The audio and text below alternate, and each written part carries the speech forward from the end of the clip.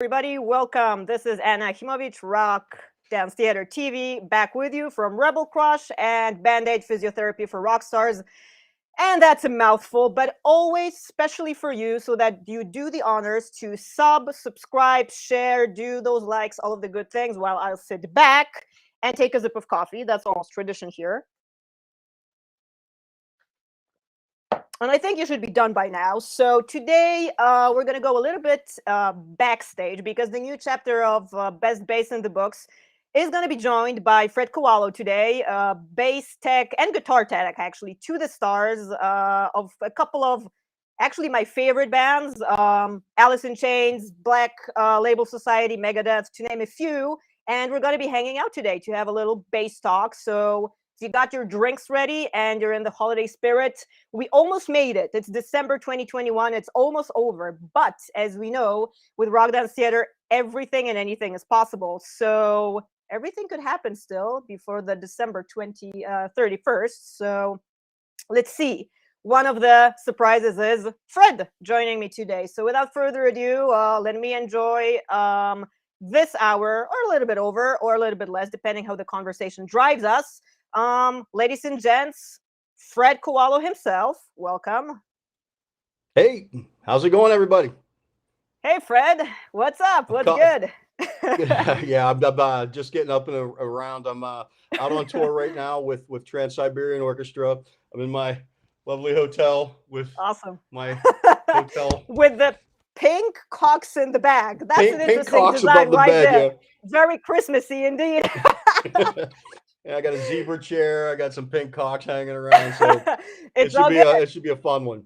It's rock and roll, right? So it's all That's fit. right. Yeah. Well, that's one of the tour moments in tour life, as you and me both probably know, is like you never know what the hotel design is going to bring. You never know when you end up where, sometimes when you're on the bus, or it's just every day is a kind of a surprise aside of your busy schedule, because obviously you do have laid out what you got to do on what day. So well, the thing is I come in here and I will crash. I don't care if it could have nails on the bed, just so it had a sheet and a pillow, it'd be fine. I could, after the week we put in for Trans-Siberian, we put in like literally like we do 8 shows in 5 days. They're like 20-hour days, and so I'm ready. When I hit a hotel room, I crash. People are like, "I've been trying to call you for days." I'm like, "Nah, I'm not waking up. Yeah, I'm unavailable." Yeah, well, so people should learn at some point, because you're a professional. You've been doing for a substantial amount of years. How long have you been like teching and doing the side of the production as you do right now, meaning not being in front of the stage, but being behind the scenes and prepping all of the arsenals, all of the instruments for the shows? I started with Black Label Society in '99, so I was there with those guys from the beginning. I was there with Zach from the beginning. And I love Zach. One of my favorite dudes out there. He's insane. He's one of the coolest guitar players, and it's just, what can I say? That's the guy highlight. Rocks big time.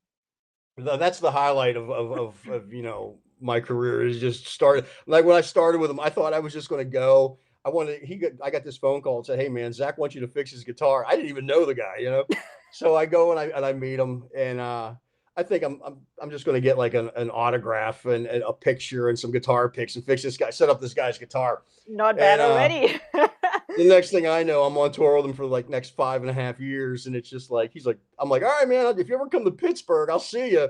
Maybe I'll come on to a show." He goes, "What are you talking about? You're my guitar tech now." And I'm like, and it was just like that. I mean, it's silly stuff that, but I guess you like the way I did. It's funny because it's one of those things like the unpredictability of life, basically, that you meet randomly somebody at the bar, you have a random conversation, or you do one thing which is supposed to be a one-off, and all of a sudden, you end up in a production together, you end up working together, like all of a sudden you have half of your life spent on tour with those guys. So I always find those, because I love origin stories, obviously. I love rock history, and I'm like fully immersed myself always.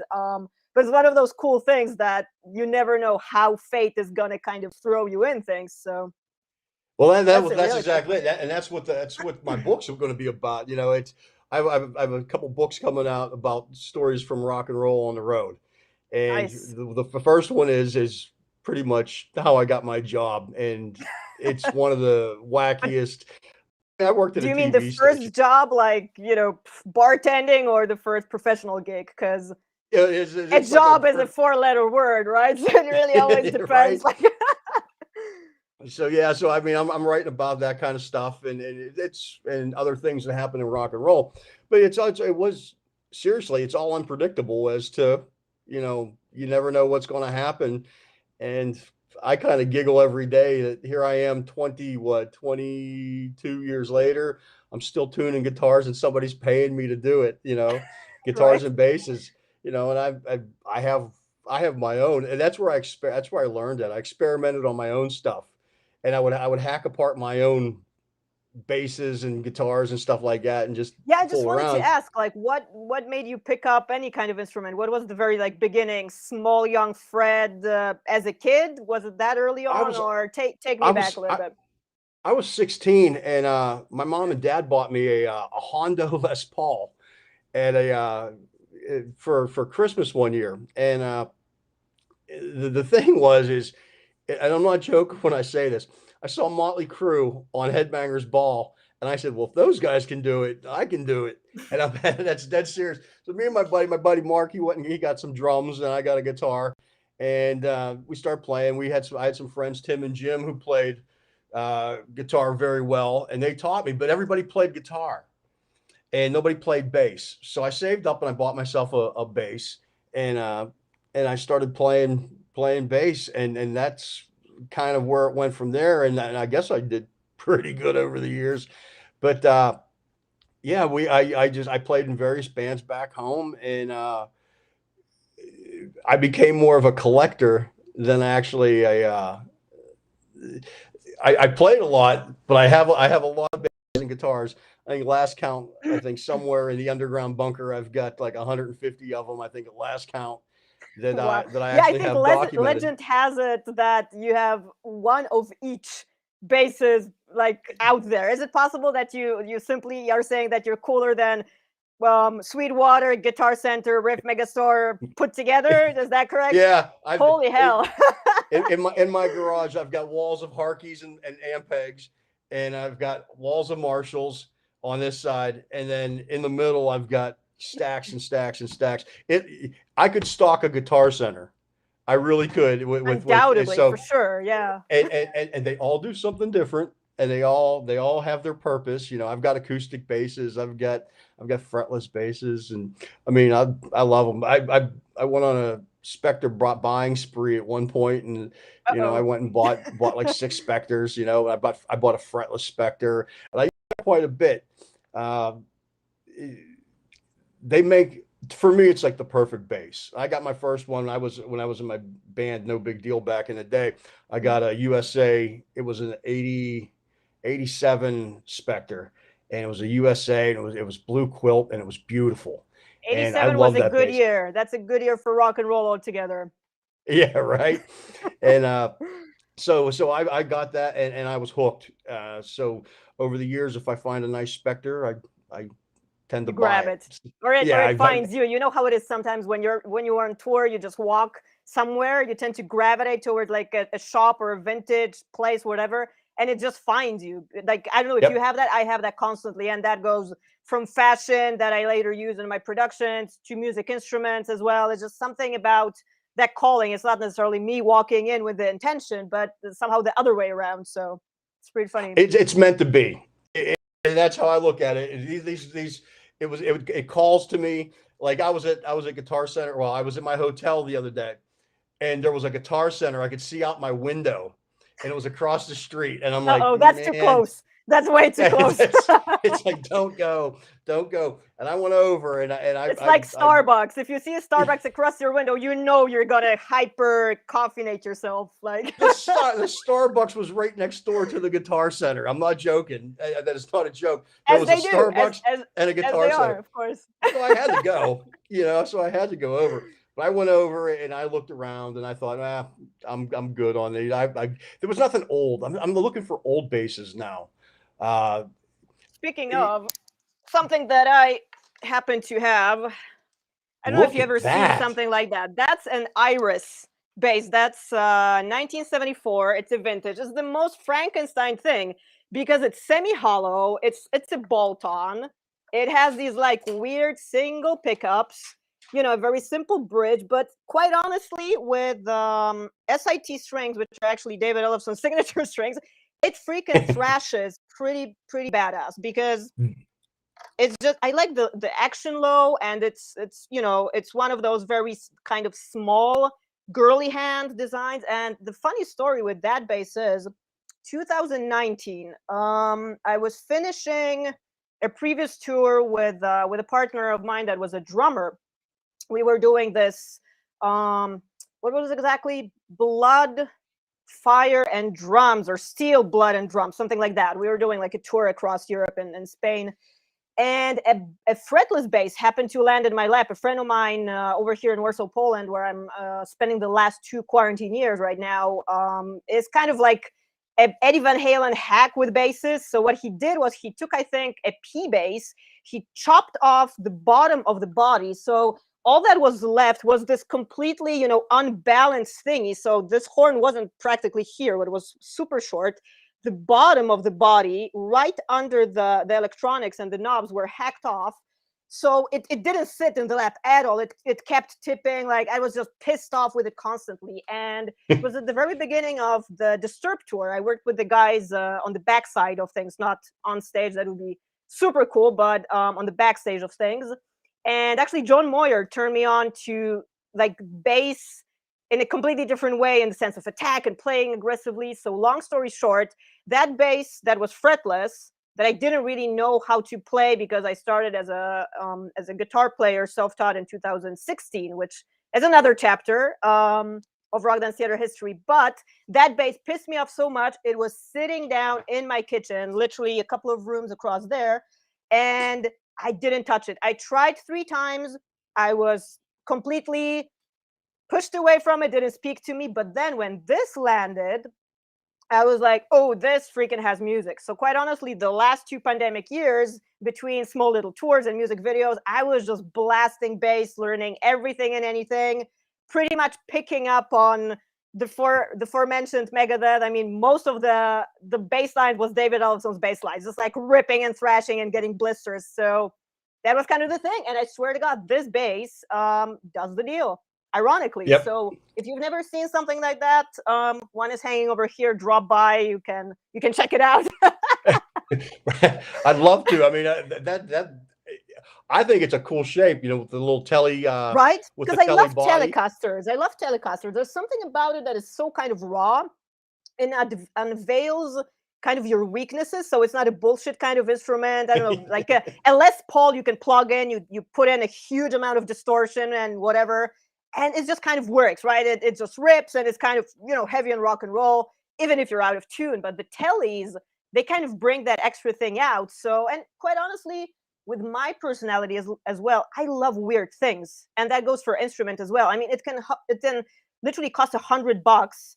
I don't care. But if it's weird, if it speaks to me, it's original, and no one else has it, I go like, yes, this is my thing, So that's how I am. It doesn't make a difference what it costs. It could be, if it speaks to me, exactly. because I rarely buy. I can't even think of anything that I bought new.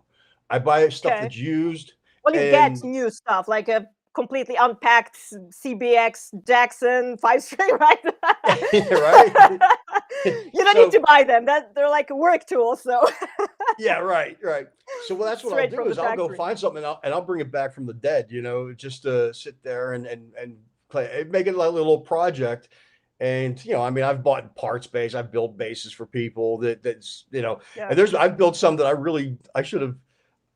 I never should have gotten rid of them. I built a fretless for Mike Inez one time, and he Cool. used it on the Black Gives Way to Blue album.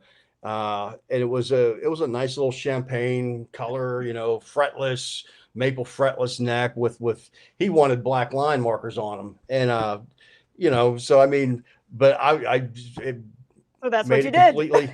Yeah, it called each individual part called to me, and I knew exactly, how to put it together, how he wanted it, how I wanted it to make it what it was, but yeah, I'll find some odd bass here and there and just bring it back from the dead and That's awesome. do it with guitars too, You know what? I kind of feel that these kind of instruments also wait for people, let's say like you, to be revived, to be brought back to life. I remember even 2 years ago, or maybe was it no last year? Excuse me, holiday season last year. I was doing like grocery shopping with my mom, and I saw this saddest acoustic guitar in like a Costco, Carrefour Express kind of supermarket, and it was on the shelf. It literally had just two strings. Everything else was ripped off, stolen off.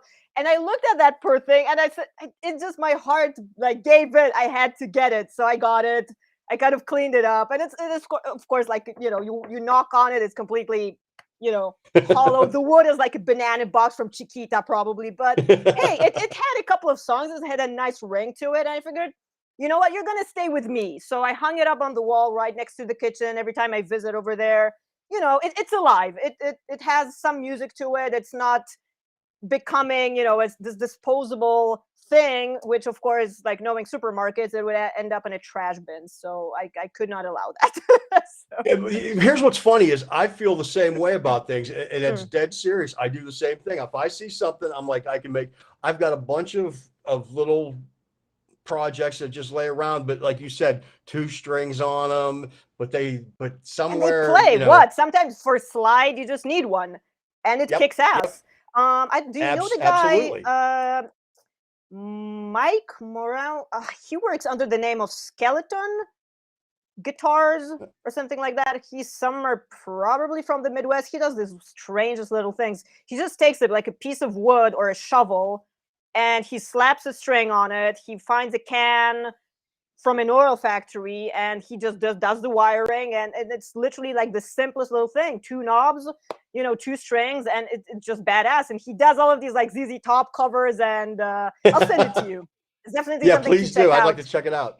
We were supposed to hang out over Halloween last year, but he could not have any kind of reception, no Wi-Fi whatsoever. He's like in the middle of nowhere, literally cemetery on one side, like shed and farm on the other. And that's where he shoots his videos. He takes his tiny little camera and he does his little videos. He always has a mask because he says it's not about the identity of the guy.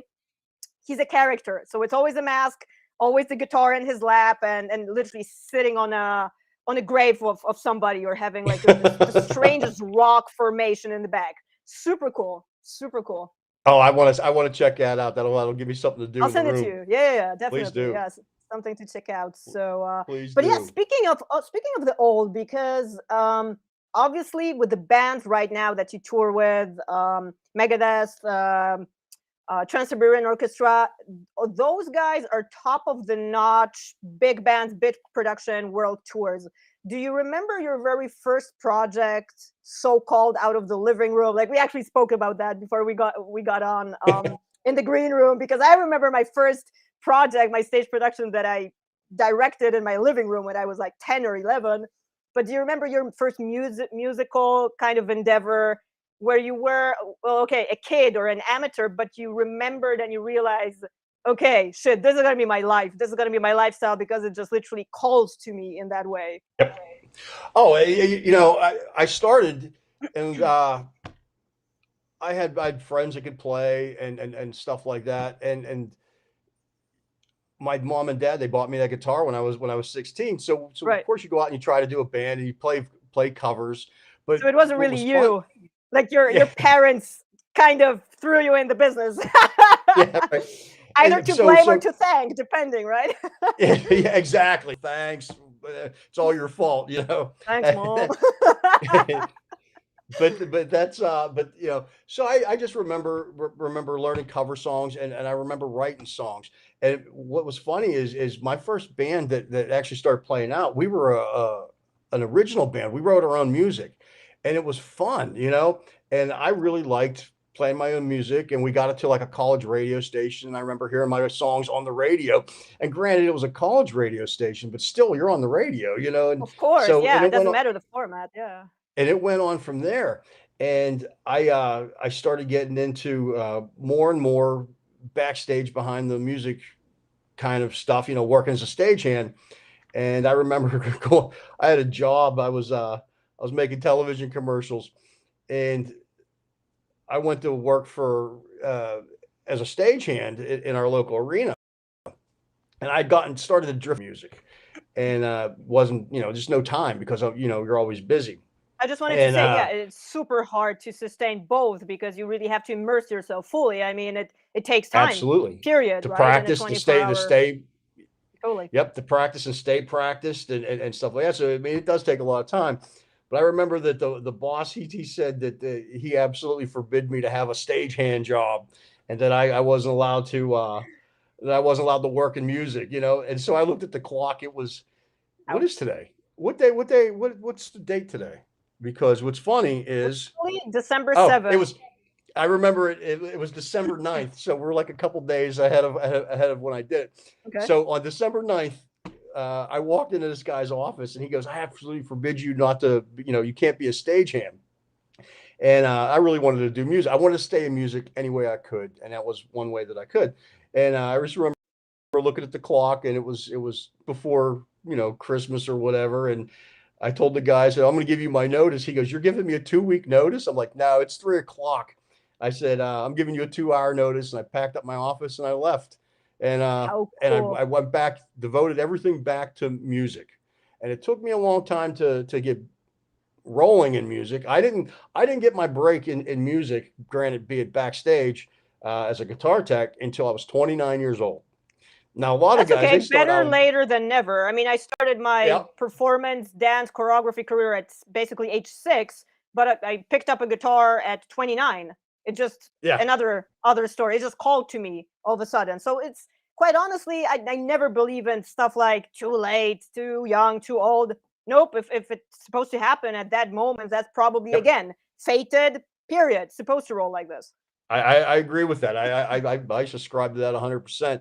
That yeah, if it's supposed to happen, it's supposed to happen. At 29, I became a guitar tech, and here I am at 52, still Interesting. being a guitar and bass tech. I thought I'd be doing something else. But Nope, no and, chance.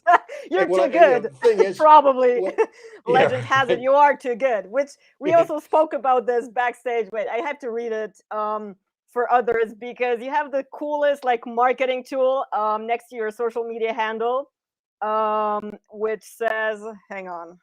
By the way, guys, if you're just checking in, Fred Kowalo is live with us on Rock Dance Theater TV. So if you missed on it, you can come back in time because it's going to be online forever, hanging over there. But oh damn it! Hang on, I put in my wrong password because now I'm putting passwords on everything. I'm paranoid. I don't trust anybody. You said Fred Kowalo, guitar and bass tech for whoever wants to pay me. Everything has a price. Everything is negotiable. I know a guy. I know a guy. I know a It's guy. it's And it's always to me like when you talk about yourself in the third person, there's always a second like double decker to it. It's never like, oh yeah. like what does this guy mean? Who does he recommend? And I mean, there's me, the Fred, and then there's the guitar tech Fred. So that's, I guess, A multiple personality. Yeah. multiple personalities. Yeah, I do. Somehow you There's the have to, character. right? Yeah. I mean, do you actually do you have that? Like, because you started like with music as an original band, like you started on the side of the stage. Now you're backstage as a tech. But did you have that identity thing that it's like Fred, the one person plays, records, is on the radio, or you're like stage personality and you're private? Because I didn't realize that it was actually Alice Cooper who turned me on to that in 2018. He was doing the Paranormal album. No, not Paranormal. Excuse me. Also starts with a P. I'm blanking out. It's going to come back to me. And he says constantly about that division, about his private personality that had to detach due to his Yeah. alcoholism and switch completely just to a stage persona, this villain and character that he was not very much so. Like he never walked around, killing people and like ripping their heads off. So did you have that like I do have that. recognition ever, or now you do?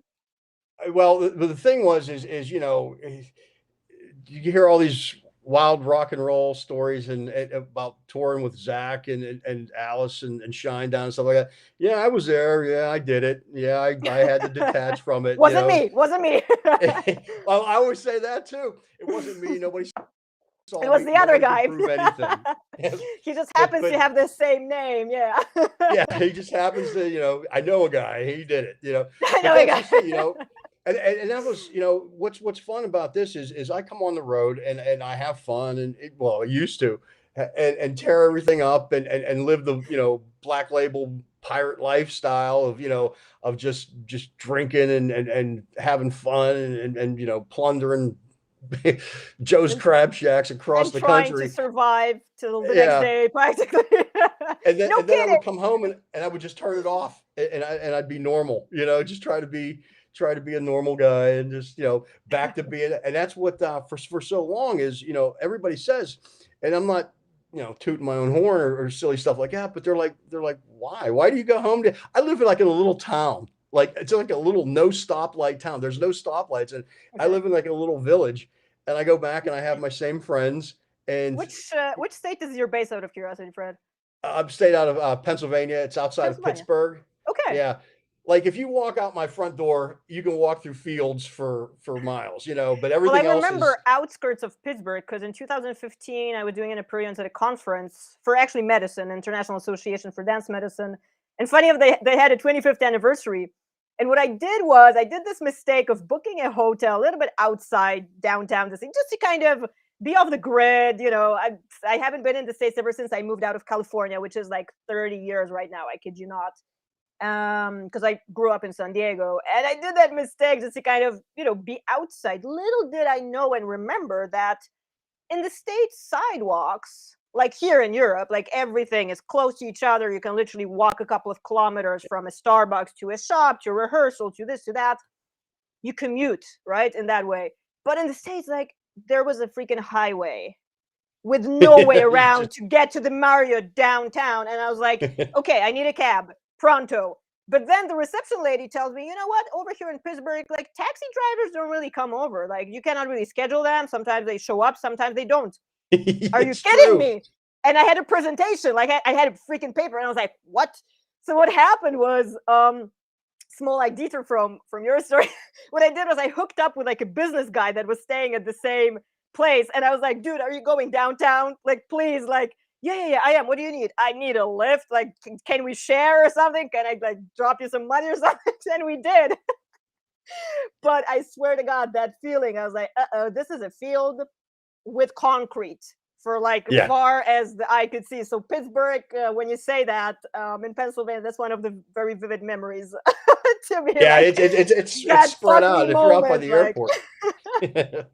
Yeah, it's all highways to get in, and once you go through the tunnels and it just pops up, so yeah. it's just And all of the there. bridges. I mean, I love all of the bridges in Pittsburgh. This industrial kind of laying out over the water. That's super cool to Yeah, me. I, it's I it's really it's it's a love it's I a like nice town. industry towns, quite honestly. I didn't mind Detroit either. I've been only there once, um, as a connecting flight, and I had like half a day just to kind of walk out. But quite honestly, it has that rawness and that rock and roll feel. Obviously, I mean, Alice Cooper, aforementioned, comes from Bigger Detroit. Alice, So it's like Bob the essence. Seger, Bob Seger is the Ted essence. It Nugent. kind of got more raw and down to earth and just freaking hard and heavy as that. So It's those industrial places that produce a lot of good rock and roll people. Cleveland has, it's very rock and roll, but it's an industrial town. Detroit, an industrial town.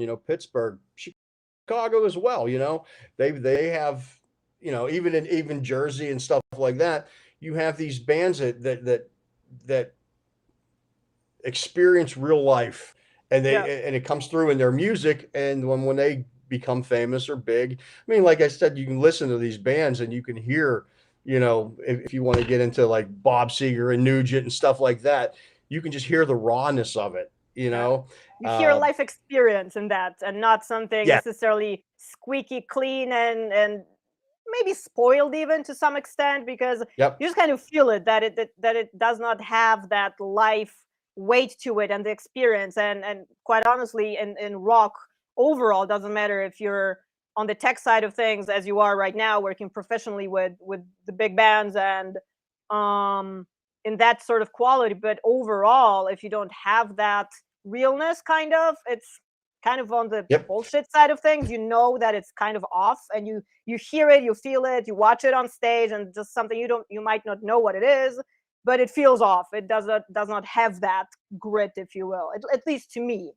When you over music today is too over polished. It's too digital. It's too, like, if you listen to early Mm, bands, like bands that are big bands in their first few albums, the music's raw because they're hungry. You know what I mean? Because if they don't put something good out, they're not eating. You know, and like exactly. as things go on, they get money and they spend more time. Like these classic albums are spent, like a day and a half in the studio at the most to make a 16 song album or whatever when they were kids.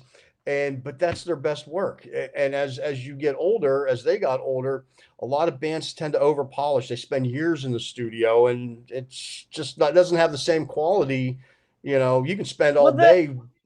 I couldn't agree more, of course. I mean, I'm an old schooler. I mean, first albums by Aerosmith, first albums by um whichever band you name them. Yeah, Basically, I love that human factor. I mean, the what is an error nowadays? Like this, the simple slide on the string, you hear the finger, you hear the rattle, yeah, you almost hear the static because it's so like low quality, but it's exactly done with that passion, with those first efforts. Like, fuck, okay, we have a tiny little production budget, if at all, and then you just got to kind of figure it out and construct it. Like, hell, I remember gluing tapes, like acoustic tapes, together for my first shows, because I didn't work with original music yet. It was basically playback to whatever selected, and I was cutting it up and then gluing it together and taking a pencil, right? And it, yeah, it, right. it was that, like, self-engineered, very, I don't want to say, simple engineered, but in that sense, it was that. It was just human factor full on. So Yep, yep. totally. And it's not knocking music today, but I'm an old school guy. I listen to old. I like both. It really depends on the genre, because like music nowadays is such a huge field. And I mean, Yeah. what was the style that you started off with your first band, by the way? Like, out of genre, was it like rock and roll? Was it gospel? Like Yeah. guitar driven and bass driven, I would imagine. But Yeah, I learned, of course, growing up in the 80s, coming into that, it was 80s music, Motley Crue, Rat Dawkins, learning those songs. I remember I, I told Elson one time, man, I remember playing Peace Cells. I remember playing the bass on Peace, and we were in my buddy's garage, and his washing machine was in the garage, and we're playing Peace Cells, drum rhythm. and, and I was playing, and I bumped his washer, it had to be his washer or his dryer, and I got shocked, and hit Uh-oh. the string, and I was getting shocked, and Yeah. it blew up my little amp. But I fell down, and they thought that, oh wow, this guy's great. Look at him, he's all into it. And it really, I was getting shocked, and my hand was going like this That's on the so cool. on the That's strings, like a rock and roll story, but they're right there. and so but The so I dedication. listened to, I started out with metal, and then of all things, I hated like progressive metal. I was hair metal. Look, I'm still hair metal, and That's the look. Come on. right. So I started out with, yeah, but what was funny is my first band that I played out in, when I started writing original music, it was like progressive rock. And I'm like, wait a second. It had a girl singer with progressive rock. And Okay. it was way ahead of its time if you think about it now. And Cool. and then I just totally did a flip flop, and I started playing blues, like blues rock. And today I There you play go. just about anything. If you go to Lady Gaga. my I even remember us chatting one point, because I was doing a metalized Lady Gaga like playthrough during the pandemic, and we were talking about the same thing. Like, hey, like, Lady Gaga's I really cool play to Lady jam Gaga to. songs. Totally. You know what? The thing about Gaga, quite honestly, across the board, out of original artists, say what you want about Gaga, but that girl can freaking really sing. The visionary, and whatever the similarities or not, from Madonna on, she has established herself like to the next level as like a Yep. 22nd century artist, quite honestly. To me, it's brilliant. I mean, the Monster Ball tour, come on. I mean, it's just, she's doing the freaking right thing. I'm a huge fan. I love Gaga. I am too. It's silly to say, but the thing is she Who writes cares? her own songs. She's multi-instrumental. She can Completely. play and write, and that's that sets her apart, man. That's rare to have that whole package. Yeah, I mean, Yep. and Gaga, because I remember her. That's actually a funny story, because I remember her when she was still Stephanie Germanotna, brown hair, petite, playing in bars. And the first we actually met one time at the O2 Arena tour, O2 Arena at the Monster Ball in Berlin. Super random, kind of small little chat and conversation. But I remember the one thing that she said, because I don't know why she recognized me as a dancer. She said, "Hey, you dance." Because I guess I was like wearing like just a top. It was summer, super hot in the evening. And she recognized my physique, kind of, because she's a dancer too. She choreographs and she pushes herself as hard in those things as well. That recently, a couple of years back, she actually had hip surgery. She completely wore off her hip socket. She had synovitis and a super complex, like an auto aggressive kind of reaction, because she was working herself, just blasting her body in any way she basically could, because she's a freaking what's the word? Not masochist even. She's like overly productive and overly professional. It's just she pushed it. Perfectionist. That's the word I was looking for. Not professionalist, perfectionist. God damn it. Am I running low on coffee? Should I refill? Tongue-tied. But yeah, it's like one of those things. Like, you say what you will, it's pop, but quite honestly, she crosses genres and borders across the board. She does pop, she does rock, she worked with Metallica, she did that.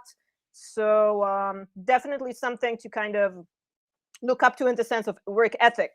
It's just full throttle ahead, I'd say. So super cool. Well, I mean, she's driven, man, and she's got the chops to back her up, and that's what it is. We're in this business, you've got to be driven, even tech wise. There's so many young driven, desperate, kids. Or just insane. Yeah, right. If you can I choose the third one, quite honestly. If you can find some other job, it's probably best, because it's hard to make it in this business, but you have to be driven. And it's just like that with anything else. If you're a musician or an artist or a writer or a football player or a soccer player or whatever, you have to have that drive. And when you see an artist like Lady Gaga, who, like I said, I'm a big fan. I mean, I remember learning the songs, going, "This is great. Why didn't I know this years ago?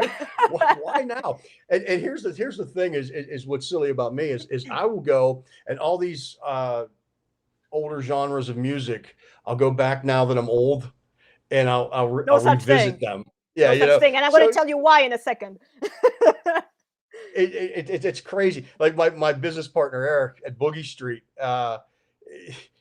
he's like, "I got in your car." He loves to tell people. He goes, "I get in this car, and all it is like CDs of surf music," and that's what it was, man. It was an old surf music. Exactly. Or the other guilty pleasure, guilty passion. I love the bass lines in any disco song from the 70s. Right? I'll learn all that old soul and R&B stuff. They're great. Like I remember bass from disco music, not knowing what it was, being like 7 or 6. It was just something super cool, very heavy, kind of always sitting there and like making my body move, because like I'm organically, as I always been hyperactive, I could feel stuff in my body, and if it drove me, it meant it's something cool, fun, and just I like it. So I didn't know what it was, and disco music has that perfectly. Little did I know later, after years and years of working with all sorts of styles of music, from world music through Hun Hurtu and like Lissy Gerard and That Can Dance and Stravinsky and all of that stuff, before rock and roll found me, and the bass, quite honestly, the last love probably to stay.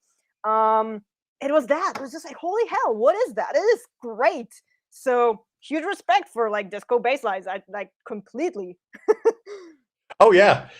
For sound check, when I do my line checks at Trans-Siberian, they'll get Disco Inferno quite a Oh, bit. really? It'll be, oh yeah, that's like, silly little things. It'll either be King of the Hill, which I used to always play with Megadeth, and it Right. got to the point where if I didn't play it, like fans would be like, dude, you didn't play, and I'm like, wow, you guys even know what I play for line check, Oh, but that's I'd play funny. like the King of the Well, Hill, you got to but be I careful with the bounced between. fans. They see everything, they watch everything. They It's almost, if do, you don't man. deliver, ooh, cancel culture right Yeah, there. Watch right. it. I'm out. You didn't play King of You're the Hill, out. you're out.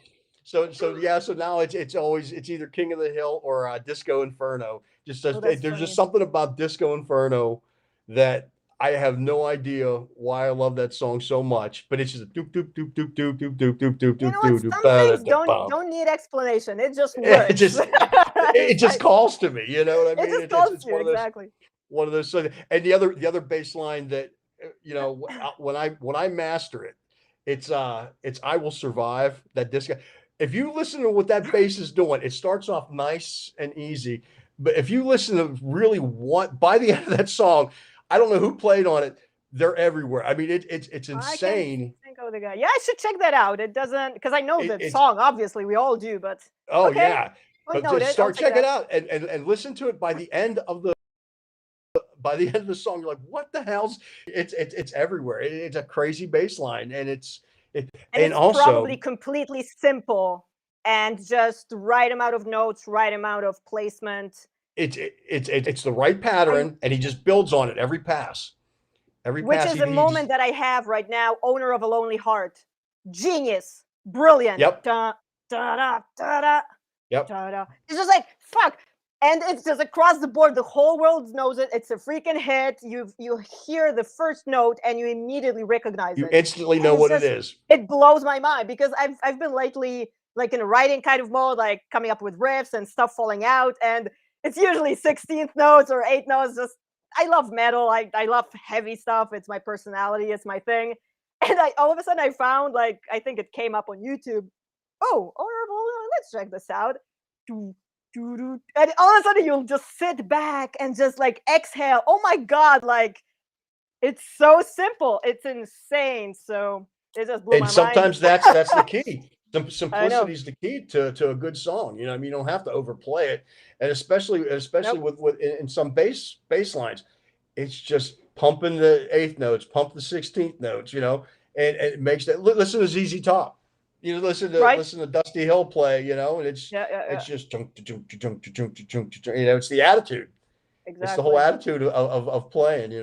Well, what I don't know about you. I'm going to ask you in a second because of all people, you're exactly why. That's exactly why you're here, Fred, so that we pick your brain. But I find the bass such an interesting, underprivileged instrument that not only does it kind of lay out the foundation and it is said to be a support instrument, but for me it's very much the lead instrument in any situation. Doesn't matter if you go exactly along the guitar line, if you go opposite, if you go super melodic across it. But to me it's so versatile and so strange in a way because in your case as well, as you said, no one plays the bass. It's not like necessarily the very first one you would gravitate to. Like you're Right. a guitar player, you get all of the fame and all of the girls. You're a drummer, okay, you have different perks, but the bass is something so, I don't want to say random, but yeah, I like the word alternative, avant-garde. It's one of those cool things that is meant for a very limited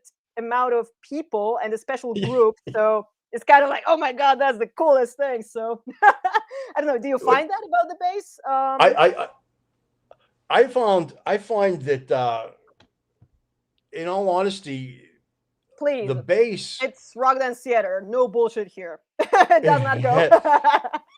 the bass you can do anything with it. You can play melodic. And it's the driving force behind a lot of songs. I learned everybody that I've toured with.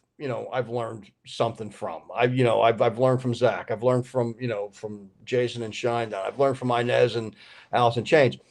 I've learned a ton of the time from in the time that I spent with Elfson because the guy can play guitar, he can play bass, and but just listening to those Megadeth bass lines, uh, you have everything is he follows the guitar, he does his own thing.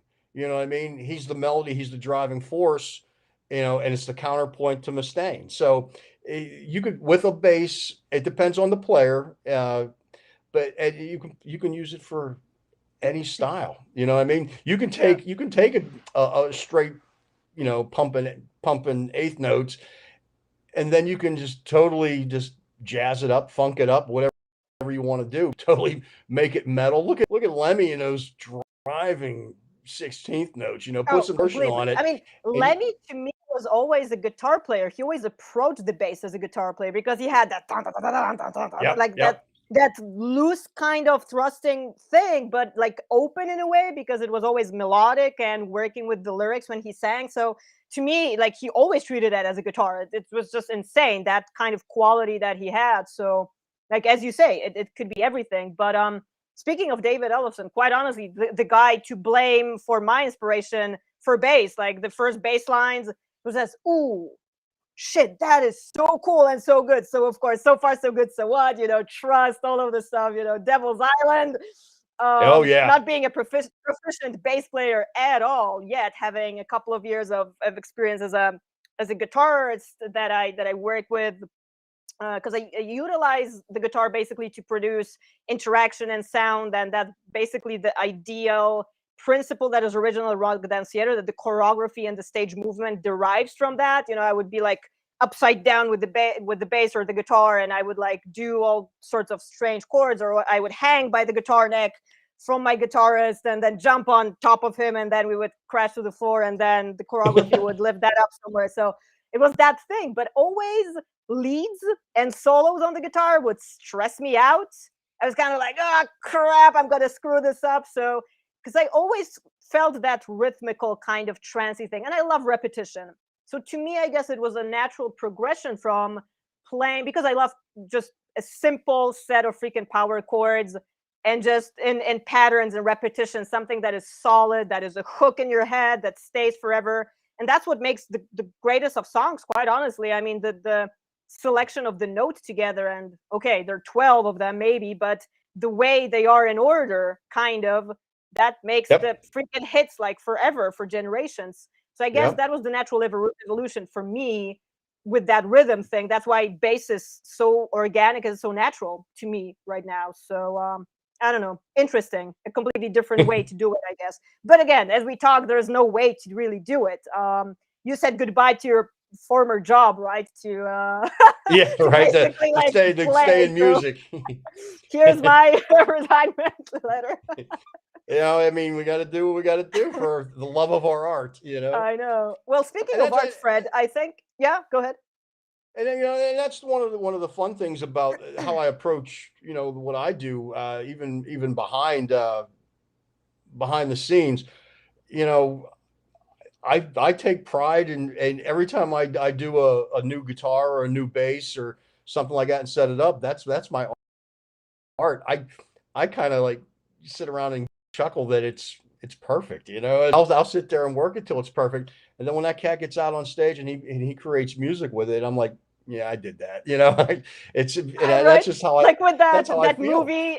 Which production company is that? I did that. Like at the very end, you remember? Oh, I don't know. I think the production, I don't know which production company it is. The one that always did it at the end of X-Files. There's this little tiny kid that said, I did that. Oh, I never noticed that. I gotta check it out. I love it. Oh my god, I was a huge fan of X-Files for like years, and it's stuck in my head. So I completely understand what you mean. That little tiny, pride that you have. Yeah. And respectfully so. I mean, as you should, because at the end of the day, it does depend on how the instrument is prepared and set, and then you give it to the person that delivers the show and kicks ass for 2 hours, but one cannot exist without the other. I mean, of course, a lot of players that don't have professionals like you, Fred, to do that for them, they need to figure out, how the hell do I change my strings, So I go nuts. I listen to the old Black Label. There's a live recording for Black Label, and I can hear his A string rattling, and I go, of course you do. I get it. And I was like, how can you hear that? I'm deaf. I can't hear, but I can hear that A string rattling on that song. Good enough for rock and roll, right? Like, yeah, almost close to being in tune. Do you have perfect pitch, by the way, Fred? Do I know? I I have horrible. I'm a bass player. I have terrible rhythm. I can't count, and I don't have perfect pitch. For real? Yet you still cross the street without being hit by a car. Interesting. Yeah, I can still cross the street without getting hit by a car, but sometimes they almost get me. But no, I mean, I use tuners. Of course, I've got No, but are you like I've serious? Because medically it is a fact. There are people that are completely atonal, no rhythm, and cannot lock in. that's Period. me. So I have no rhythm, and I play I bass. did not know that. I can't You did count. not send it over in the bio when we were setting this up. How cool! Yeah, I can't count. I love to can't. discover these things. My pitches. One of the things I loved about going Black Label when I first started was Good going job, JD's Fred. bass. Like, I'm not easily impressed, but fuck, you rock, man. If it's true, it's like I am impressed. Oh, this is true. You ask anybody, you'll see me. I will. It just like if you watch, I have like on my Instagram, you'll see me. I play some songs with my jam band that we just get together on Thursdays and we play. Okay. You'll see me up there playing bass. I don't count. I'm like watching the football game. It just happens, and that's the truth. Like, you'll see me like wandering off, like watching like the TV is going on because it's Thursday night and they have like Thursday night football. And you'll just see me like but I'm still playing. I do it. I don't know why I do it. It's not bad. I don't either. Somebody said, I was like playing like the like whipping post, and you're playing like, 11-6 time or whatever, at 11-8 time. I don't even fucking know. I was just told, wow, how'd you count that? I'm like, I didn't, I have no idea. Play. So what else? It's the other guy that counts it for me. Yeah, the drummer's counting for me. I'm just playing. But I mean, in all honesty, that's me in a nutshell. I mean, I don't count. I just go up and play. And like we say, it just comes out. And it was always like that. It just from the beginning. So I never took a lesson. I kind of like to think that when I play, I have like my own style. I don't copy anybody. I play like me. So all my original stuff was Fred me playing. Style. Fair enough. Yeah, I mean, mean, I just go up as we said before, you have to be original and authentic in whatever you do if you want it to be functional, real. I don't want to say successful because that's a huge word that means a lot of things, but in the sense of accomplishment, I'd say being authentic and staying true to yourself is the best way to go. Hell, I don't know anybody that I admire that has not been that, because I happen to have a huge bullshit radar myself. And I was even talking, can't remember who that was. I was doing an interview and 2 days ago. I was talking to a guy that owns a booking agency, and I said, you know what? Like, probably no amount of money would pay for the fact of me turning into a hypocrite and backing up something that I do not believe in. Hence, probably I'm going to be endlessly broke for the rest of my life, as a rock and roller. But at the same time, it's kind of like, if they gave me a bag of money, unlimited, to kind of sell my soul in the sense of just every single day waking up being a hypocrite, I probably couldn't, because I just know myself, and that translates to work as well, and to art, and to everything that you're passionate about. Is just like, yeah, sorry, wrong address. Maybe the dumbest quality, but it works for me. It's like I'm the same way. It works for me. So stay true to my roots. Stay true to your beliefs. I mean, that's why I still live in my little town. Speaking of roots, Fred, do you have like Scandinavian, Viking, European kind of roots? Yep. Out of curiosity. I did one of those little DNA tests, and did you the genetic tree test kind of thing? Yeah, I'm like 86% Russian, 13% Scandinavian. So it's I think it was like 1% Irish, and stuff like that. A little bit of Irish in all of us. That's funny. Right. But yeah, so yeah, I've got the Viking hair. Well, that's the metal look, right? I've been giggling that since because I got out of the shower before I did this, and I just let it air dry. So probably at the beginning of this, it's all wet, and now it's starting to dry out. So it's puff up and Yeah, well, there's a fan in here that's blowing, and I'm like laughing because it keeps blowing it in my face. But Yeah, it's the L'Oreal commercial kind of thing. We're doing a whole new casting thing for 2022. It's just, it's my shampoo commercial. It's Yeah, we'll do a man, I don't know about you. I need endorsements right here for next year. It's like pandemic has been brutal. look at some of my old Instagram posts. I've tried forever to get. I would tag Dove in every post that I did. And they're like, Right? dude, you're really tagging Dove, and so you know, hey But like Dove, if you're listening, I'm still open. What's beforehand, you that? mean just like for the fact so that they recognize it. Yeah, right.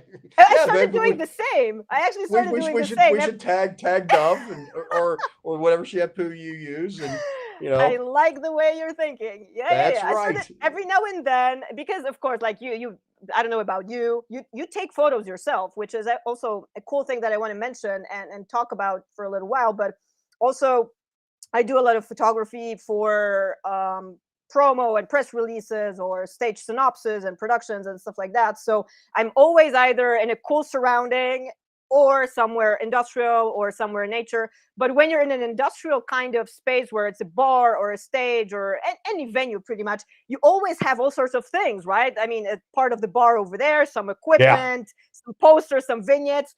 So what I started doing recently, and well, I'm not giving it away a trade secret since Fred does it too. Probably we all do at some point, but I started kind of doing that. So, okay, here I had a Harley Davidson and here I had something else. So it's just like, hey, man, it's there. So you got a free, tag and shout out from me. Who Yeah. knows who's going to call any day? So Yep. that's kind of how the unpredictability of life works. So, Well, that's it. If you don't take the shot, you right, never know what's going to happen if you. you're not offending anybody. I mean, you're not doing anything, rude in that respect. If I would be the Yeah. company, I would be probably happy and honored and just see, oh, cool, they're mentioning us and think about it. Not that they need it. I mean, it's just like billion-dollar Yeah. corporations that do not need Yeah. financial aid, unlike us rockers. But Yeah. Right. at the same time, it's kind of like, hell, it doesn't hurt anybody. So It doesn't hurt. Doesn't doesn't hurt. hurt to throw it Yeah, out. just story of my life. Another second on social media that is never going to come back again to me. So, Yeah, I say that too. That is so oh funny. I'm really? like, yep. There's another hour that I'm never gonna get back. I could have been doing something else. I could have been writing my book, but no, I was looking Yeah. at memes about cats. Oh, Jesus. Yeah, there you go. Speaking of, yeah, time being productive. How was the last 2 years? I would be remiss if not to ask how were the last almost 2 years of pandemic life for you, Fred? Well, what's funny is I got a camera right before pandemic life, Oh, and I thought, I'm gonna do all kinds of cool things, with a camera. I'm gonna go out and I've got concerts to shoot. I've got to do all these fun things, and it kind of little shut did everything anybody down. know. So if you look at the Fred Koala photography Instagram, Exactly. there's a plug for it. I taking pictures of bugs and the things around my I yard. saw that. So Yeah, yeah, yeah. I learned how to take because I don't know how to use a camera, and I still don't know how to use a camera. Aim and shoot. And click. That's what I do. Some say, right?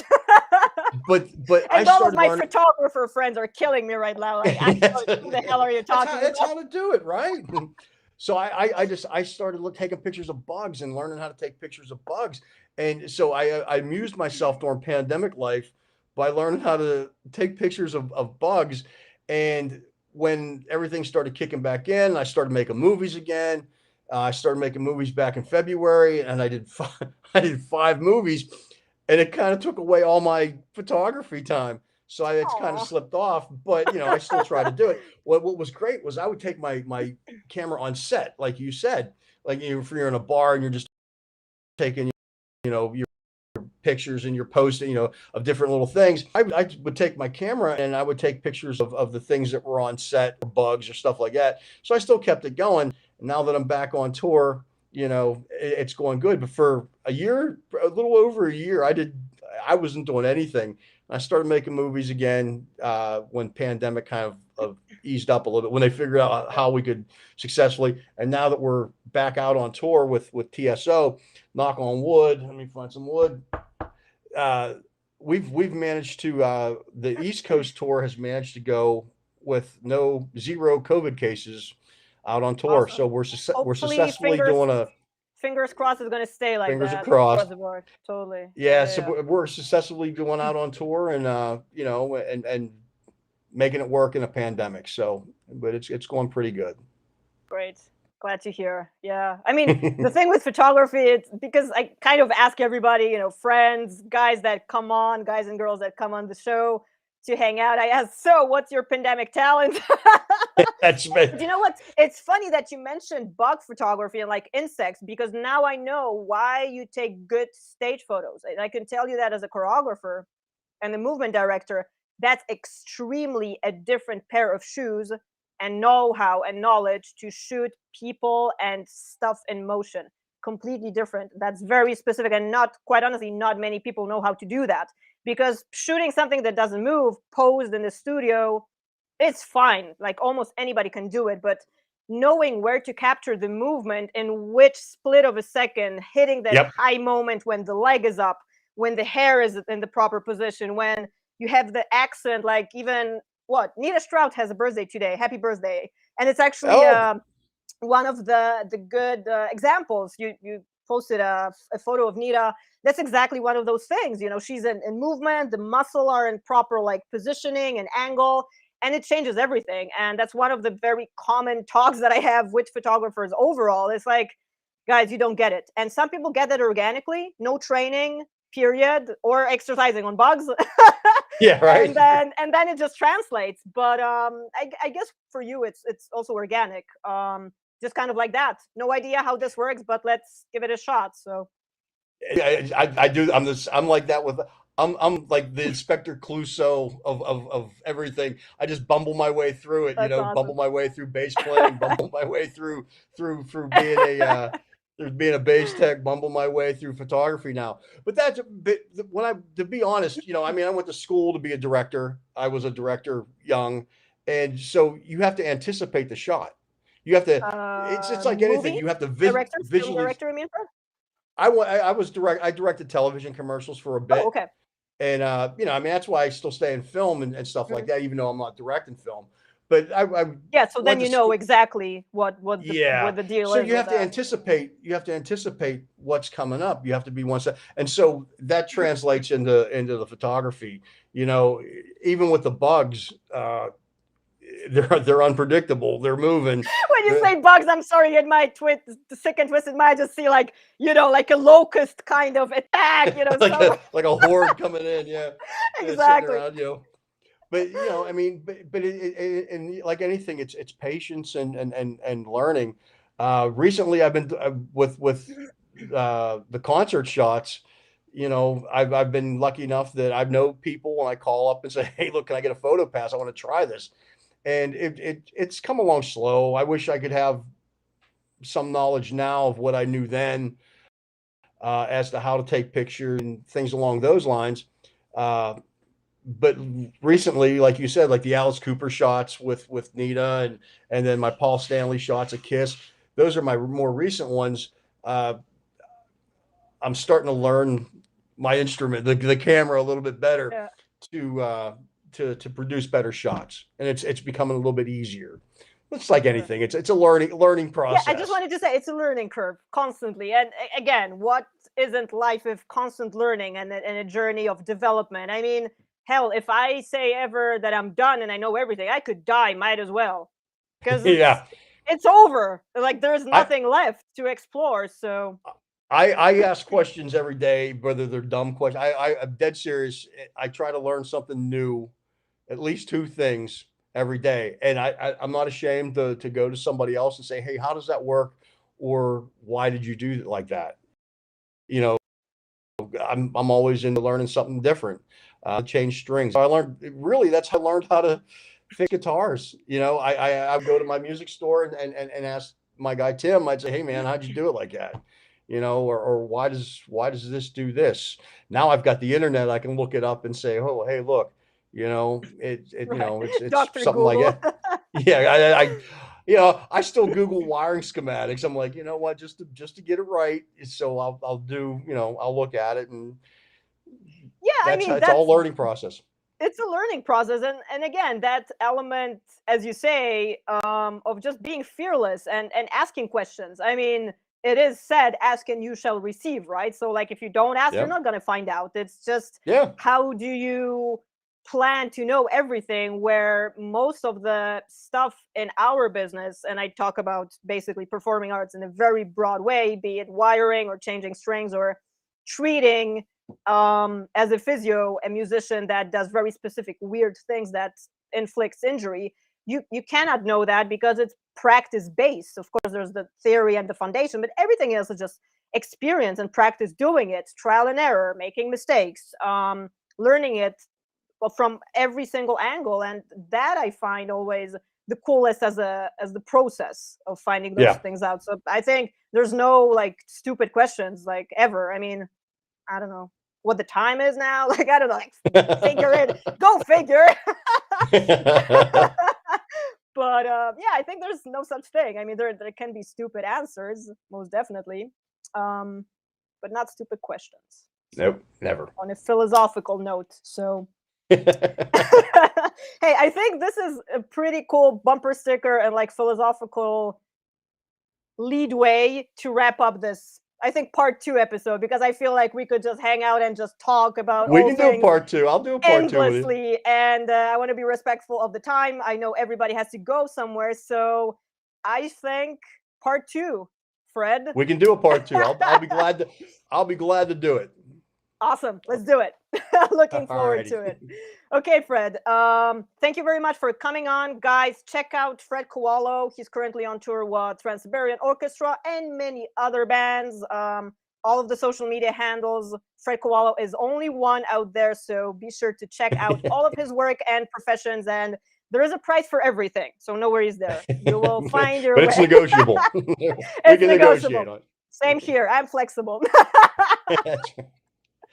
Awesome, Fred. Thank you so much. Guys, happy Thank you very much for holidays. having me. Stay safe and sane out there. And as always, till later, till next edition, because you never know what's happening. But if you guys have a moment tomorrow on the Music Geek podcast, I'm going to be a guest this time. I'm going to do a little interview. So that should be fun, talking about all things Rock Dance Theater Rebel Crush, and especially plans for 2022.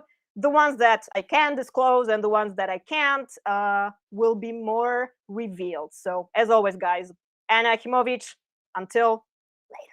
See ya.